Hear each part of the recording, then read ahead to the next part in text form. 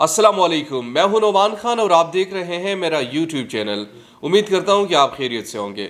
ناظرین اکرام، وزیر اعظم عمران خان نے اس ملک کو کس بحران میں ڈال دیا ہے، یہ میں نہیں بلکہ اپوزیشن کا ایک اہم سوال ہے۔ لیکن کیا اس سوال میں یا اپوزیشن کے اس کردار میں یا اپوزیشن کے اس بیانیے میں کوئی دم ہے؟ سپریم کورٹ آف پاکستان کو وہ کس حد تک پریشرائز کر رہے ہیں؟ سپریم کورٹ آف پاکستان کو بول رہے کہ آپ نے عمران خان کے خلاف فیصلہ دینا ہے، اگر نہ دیا تو یہ ملک متحمل نہیں ہو سکتا، اگر یہ نہ کیا تو یہ ملک ایسا نہیں ہو سکتا، اگر عمران خان کے خلاف آپ نے یہ نہیں کیا تو ایسا ہو جائے گا، اگر عمران خان کے خلاف آپ نے یہ ایکشن نہ لیا تو ویسا ہو جائے گا۔ جیسے کوئی بدماش نہیں ہوتا، فیصلہ بھی دوسروں سے لینا ہے اور بدماشی سے بھی لینا ہے، فیصلہ بھی دوسروں سے لینا ہے اور ان کو نصیحت بھی دینی ہے، فیصلہ بھی دوسروں سے لینا ہے اور ان کو بتانا ہے کہ آئین شکنی ہوئی ہے۔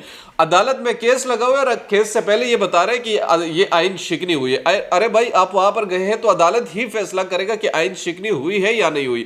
یہ عدالت کو کیوں پریشرائز کر رہی ہے؟ کس کا مقدمہ ہے اور کس طریقے سے لے کر جانا چاہتے ہیں، اس پر آج ہم بات کریں گے۔ دوسری طرف عمران خان ان کو جواب دے رہے ہیں عوام کے ذریعے سے۔ وہ روزانہ عوامی مظاہرہ کرتے نظر آتے ہیں، عوامی جو ان کی اپنی ایک طاقت ہے، عوامی طاقت جسے آپ کہتے ہیں، وہ اس کا مظاہرہ کرتے ہیں۔ کل 2 دن سے اسلام آباد میں وہ ڈھیرے لگائے بیٹھے، اس پر بھی بات کریں گے کہ عمران خان کے آگے کے پلانز کیا ہے۔ اور ساتھ میں پنجاب اسمبلی میں اس وقت بڑی ہلچل مچی ہوئی ہے۔ پہلے شاید پرویز الہی کو یقین تھا کہ انہیں وزیر اعلیٰ منتخب کیا جائے گا، لیکن پھر ایک دم سے جب ریورس گیئر لگا تو تمام چیزیں ایک دم سے ختم ہوئی اور اجلاس کو 16 اپریل تک یا 16 اپریل تک ملتوی کیا گیا۔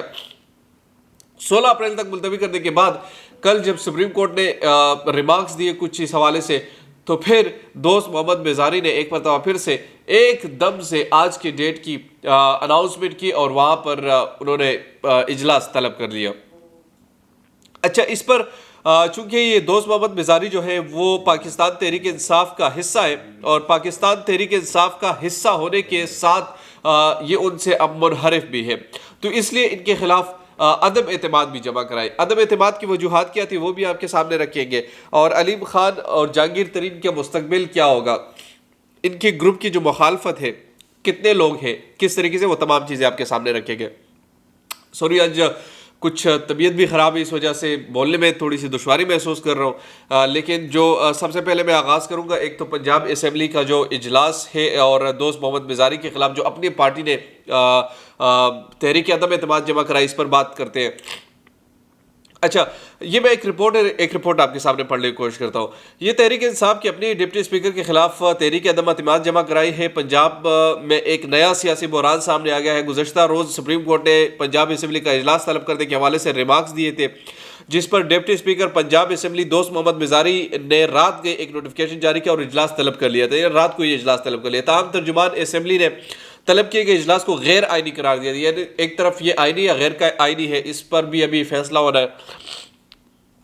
اور اس کے علاوہ 16 اپریل طلب کیا تھا، اس سے پہلے یہ اجلاس 16 اپریل کو طلب کیا تھا۔ اس کے فوری بعد تحریک انصاف کے رہنما نے ڈپٹی اسپیکر دوست محمد بیزاری کے خلاف تحریک عدم اعتماد جمع کرا دی۔ ذرائع کا کہنا ہے کہ ڈپٹی اسپیکر کے خلاف تحریک عدم اعتماد جمع کرانے سے قبل وزیر اعظم سے منظوری حاصل کی گئی اور عدم اعتماد میں میاں محمود الرشید اور دیگر ارکان اسمبلی کی دستخطوں سے جمع کرائی گئی۔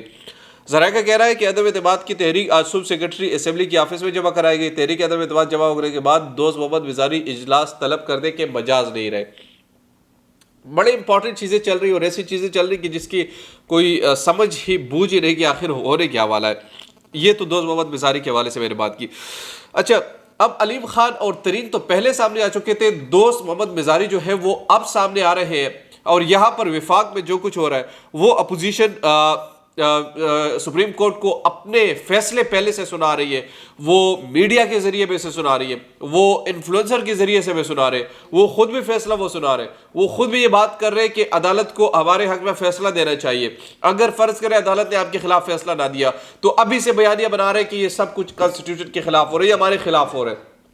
اور جو ایک حکومت مخالف پروپیگنڈا مشین کے لیے استعمال ہونے والے اعلی کار جو صحافی ہے، ان کے جتنے بھی آپ ٹویٹس پڑھتے ہیں، میں نے کل اس پر اپنی تفصیلی ویڈیو آپ کے سامنے رکھی تھی کہ کس طریقے سے یہ مائنڈ سیٹ کرتے ہیں، یہ کس طریقے سے اوپینین میکنگ کرتے ہیں اور کس طریقے سے یہ لوگوں کے سامنے تمام چیزیں آتے ہیں. تو یہ میں نے آپ کے سامنے رکھنی تھی اور وہ تمام چیزیں میں نے آپ کے سامنے رکھی. اچھا، یہ جو دوسری امپورٹنٹ چیز ہے، عمران خان اب اس کے مقابلے میں کیا کریں گے؟ عمران خان دو چیزیں کر رہے ہیں.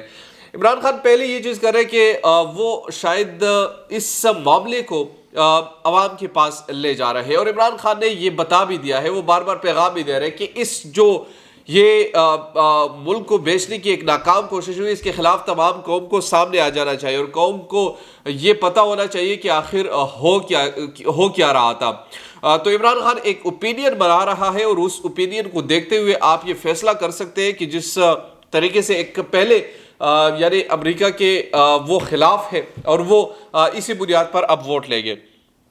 بہت ساری چیزیں اس حوالے سے عمران خان اگر آج سے 2 مہینے قبل آپ دیکھتے تو عمران خان اس بیانیے پر ووٹ کبھی بھی نہیں جیت سکتے تھے، لیکن آج جب دیکھتے ہیں اپوزیشن نے جو ان کو موقع فراہم کیا اور اس نے جو ایک شاندار طریقے سے کھیلا ہے، آج آپ کو پتہ ہونا چاہیے کہ عمران خان کس پوزیشن پر ہے اور کس طریقے سے وہ تمام چیزیں کر رہے ہیں. یہ وہ تمام تر صورتحال تھی جو میں نے آپ کے سامنے رکھی ہے. اس کے ساتھ مجھے انومان خان کو دیجیے اجازت. اللہ نگہبان.